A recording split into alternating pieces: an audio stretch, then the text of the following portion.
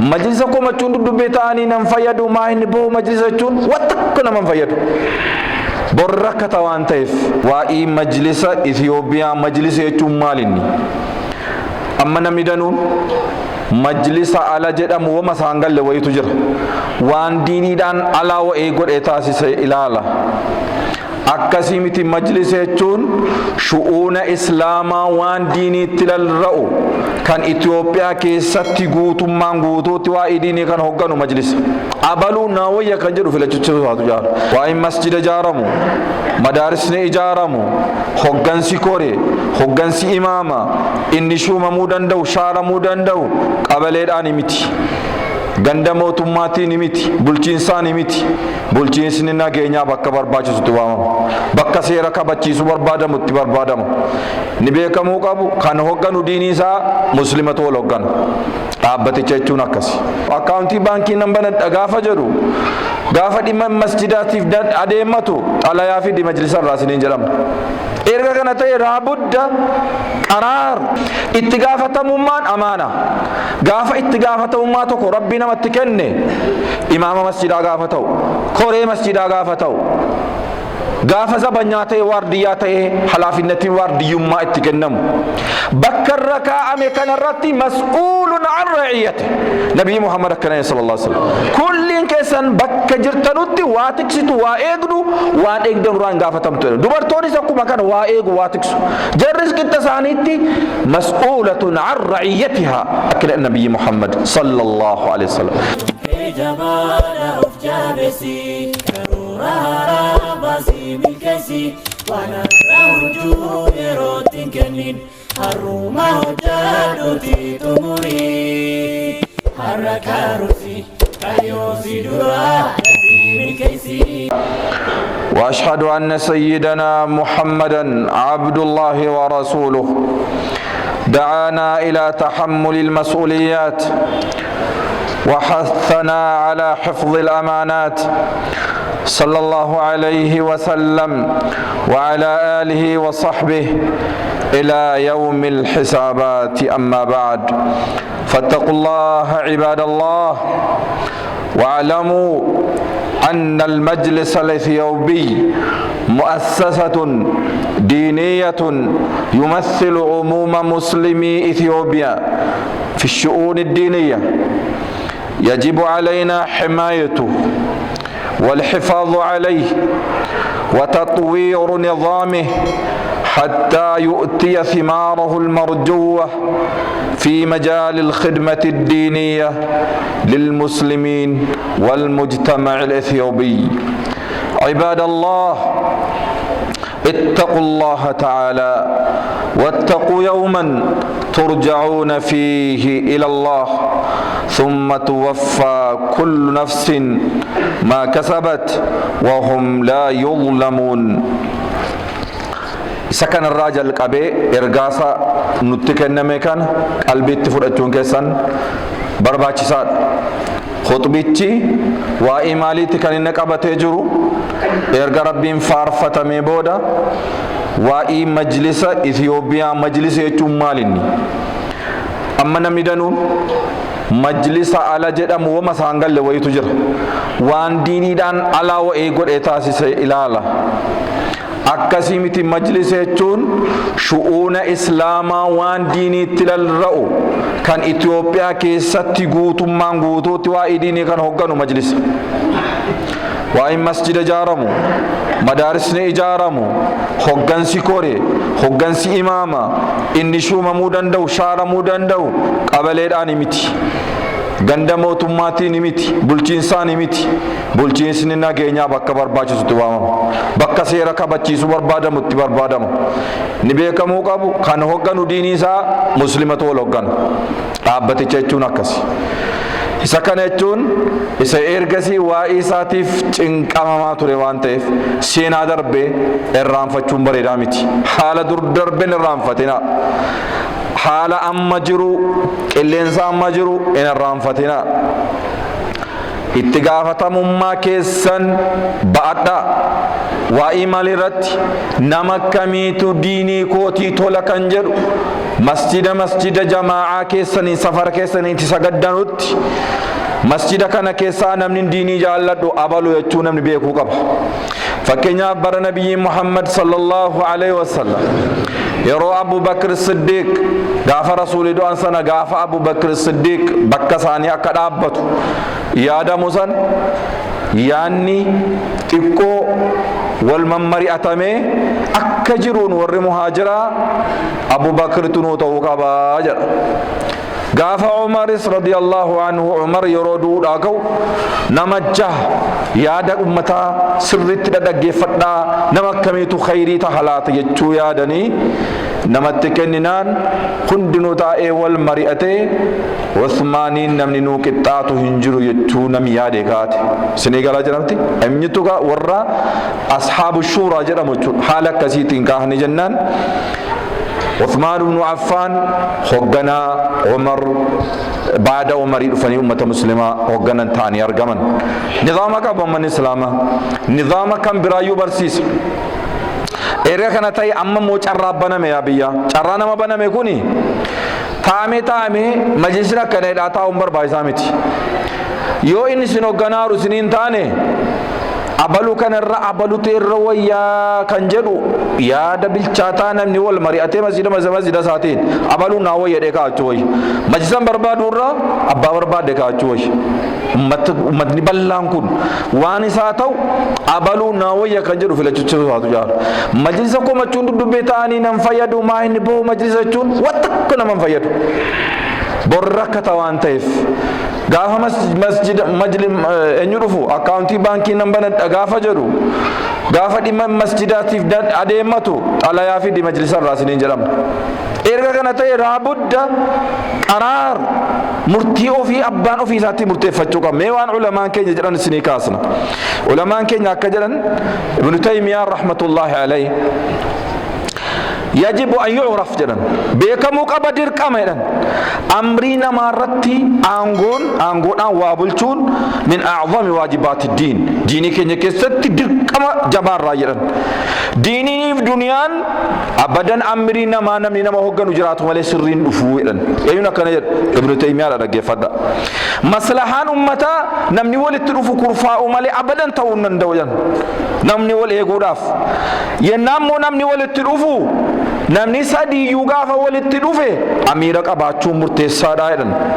fakkeenyaaf rasuuli sallallahu alayhi wasallam hadiisa keessatti gaafa namni sadii karaa yoo deemtan nama sadii keessaa abbaa tokko amiira hoogganaa keessan godhaa jedhan eenyutu jedha nabiyyi Muhammad sallallahu alayhi wasallam nama sadii taatanii karaa deemnaan abbaan tokko eenyuun haa ta'u hoogganaa haa ta'u jedhan hooggansaa haa ta'u jedhan abbaan tokko keessa isa karaa deemamu beeka kanaafu amriin namni nama hoogganuun murteessaadha kanarraa ka'ee jedhan فالواجب اتخاذ الإمارة دينا والجنس ديني رتي أكما ديني أكما صلاة أكما توحيد أكما عبادات نمني يادو قبا بجزل كان بروت كان جلا بروت يادو كوتي يادو قبا أمو ربي تتين ياتو راف أبان شو من نتعرق أموزي أمتك أنا تجاجلي رب الرا أجري نرقد أتنية تاوقب نمني سالة فلتو أمانات أنا ديني كان ناتو لجد يادو على كاتو ديني داني يتي قربة ربي تنيات كاتو قب إرجع جرانا كاستبانا مكام إمو جراكنا يو أتتفيد مود أبديرا ابن باز الله ما ابن باز رحمة الله عليه ما جرى كان واجب أن نعين من نرى أن في خير للأمة ديني كناف خيري كبان مجدمو فول درت باسون در كمان تتغيرن يونم نخيري دب يوكي دب دبيرن ور شري وكا ور وان فين ور ديني كان عسيفتشن أو مدو فيديو سنة تايرن بر موركات توجنين akka akkasin taane kana qalbiitti qalbifachuun barbaachisaadha adillaa saaragaa saa ulamaan itti guuranii waa meeqa dubbataa ture jechuudha kana keessatti namni aqlii qabdan hirmaannaa keessan masjida hellaafisina gowwummaan seena haxxummaa dubbii namaa galuudha dubbii kana sirriitti waa guduunfuu danda'uun amiira kaa'achuu danda'uun haxxummaa adeemsa islaamummaa qarooma jabaa ita mijeessu akka ta'e qalbiitti qabadha nama وان اجفتين فيدمو ربنا هاتايسو. اقول قولي هذا واستغفر الله لي ولكم ولسائر المسلمين من كل ذنب وخطيئة فاستغفروه وتوبوا اليه انه هو الغفور الرحيم.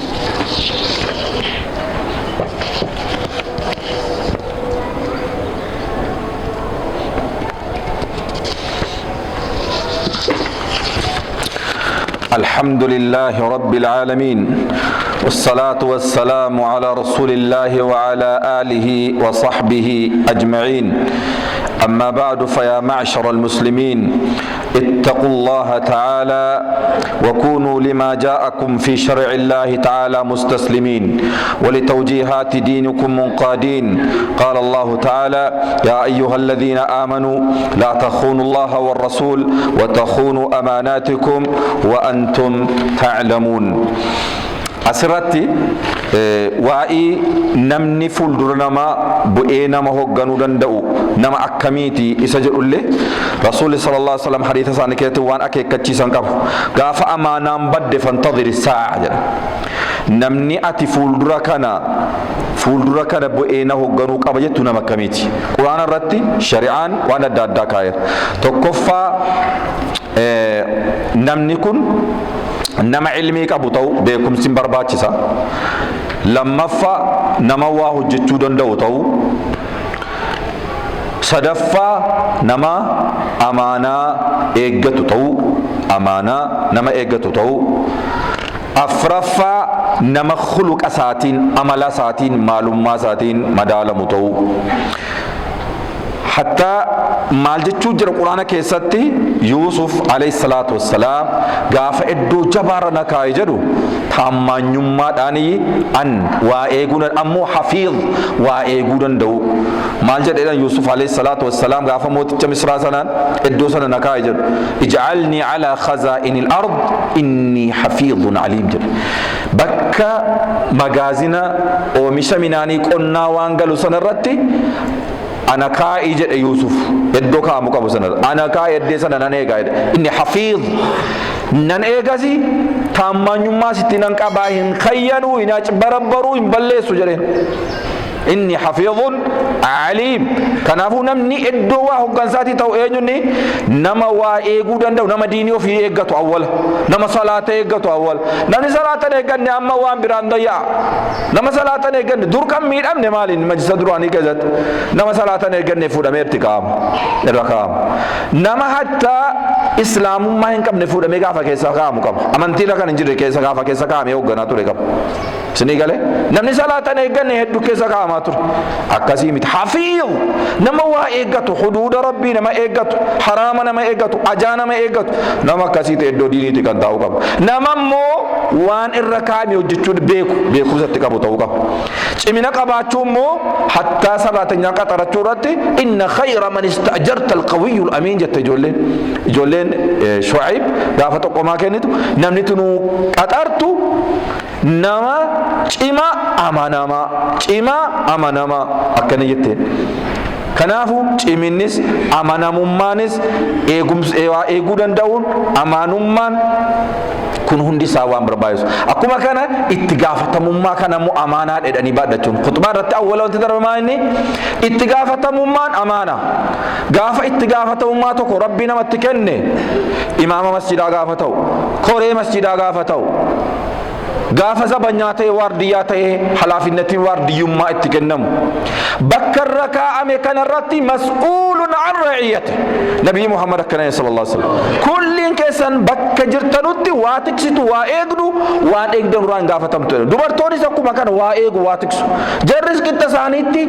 mas'uulatun an ra'iyyatihaa akkana nabii Muhammad sallallahu alaihi wasallam itti gaafatamummaa kana nama khiyaanaa malee nama ajbarabbaraa malee soba malee ظلمي ملئ دبس ملئ نما سريد أن بأتوا ربنا هاتايس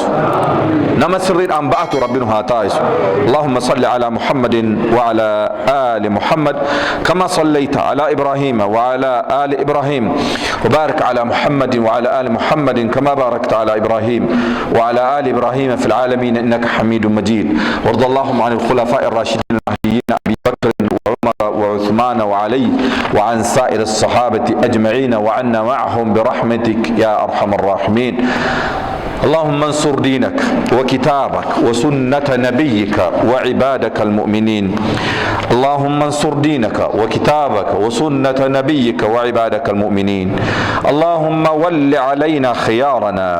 ولا تول علينا شرارنا، وأصلح من توليه أمرنا، وأيد أحب المرشحين إليك، واجمع القلوب عليه، واجعل ولايتنا في من خافك واتقاك يا رب العالمين. ربنا آتنا في الدنيا حسنة وفي الآخرة حسنة وقنا عذاب النار. يا حي يا قيوم برحمتك نستغيث، أصلح لنا شأننا كله ولا تكلنا إلى أنفسنا ولا إلى غيرنا طرفة عين برحمتك يا أرحم الراحمين. سبحان ربك رب العزة عما يصفون وسلام على المرسلين والحمد